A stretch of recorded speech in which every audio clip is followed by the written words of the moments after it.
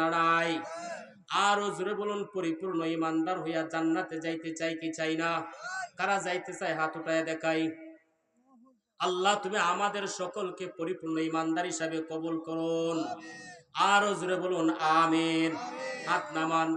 ইন্নামাল মুমিনুনা আল্লাযীনা ইযা যুকিরাল্লাহ ওয়াজিলাত কুলুবুহুম ওয়া ইযা তুলিয়াত আলাইহিম আয়াতুহু যাদাতহুম ঈমানাও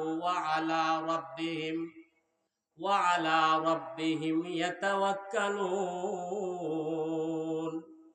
الذين يقيمون الصلاة ومما رزقناهم ينفقون أولئك هم المؤمنون حقا لهم درجات عند ربهم ومغفرة ورزق كريم। রব্বুল আলামিন সূরা আনফালের 9 নম্বর পারার মধ্যে আমার তিলাওয়াতকৃত 3টি আয়াতের মধ্যে মুমিনের 5টি পরিপূর্ণ মুমিনের 5টি গুণের কথা বলেন। কয়টি গুণের কথা? 5টি গুণের কথা বলেন।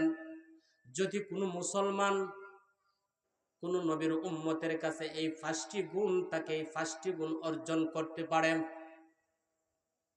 ওই 5টি গুণ যদি কেউ অর্জন করতে পারে, আল্লাহ তাআলার পক্ষ থেকে তারে রব্বুল আলামিন বলেন এই 5 গুণওয়ালা ব্যক্তিদেরকে আমি রব্বুল আলামিন 3টা পুরস্কার দান করব। সুবহানাল্লাহ। 3টা পুরস্কার পাইতে হইলে কয় গুণ হওয়া লাগবে?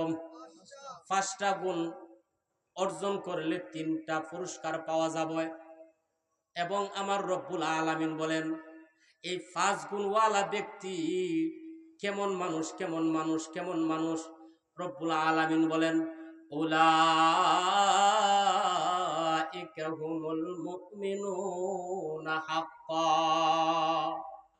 এরে দুনিয়ার মুসলমান নবীর উম্মতের দল, আল্লাহ রব্বুল আলামিনের পবিত্র জবান দিয়া বলেন, কোন মুফতির জবান দিয়া বলে নাই, কোন মুফতির কথা না, কোন মুহাদ্দিসের কথা না, কোন মুফাসসিরের কথা না, কোন মাদ্রাসার শিক্ষকের কথা না, কোন মৌলবীর কথা না, কোন ইমামের কথা না, কোন মুয়াজ্জিনের কথা না, রব্বুল আলামিনের কথা।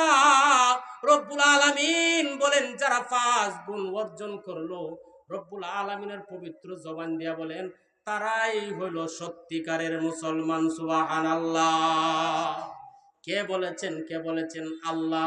জুড়ে বলুন কে বলেছেন? আল্লাহ তাআলা যদি বলেন পরিপূর্ণ ঈমানদার ওয়ালা, তাহলে বলুন তাহাদের দুনিয়ার মধ্যে কি আর কোনো ভয় আছে? ভয় নাই। জমিনে যেমন ভয় নাই, পরকালে তাদের কোনো ভয় থাকবে না। তাহলে 1 নাম্বার গুণ কি? 1 নাম্বার গুণ, গুণের ভিতরে আমরা ঢুকিয়া যাই।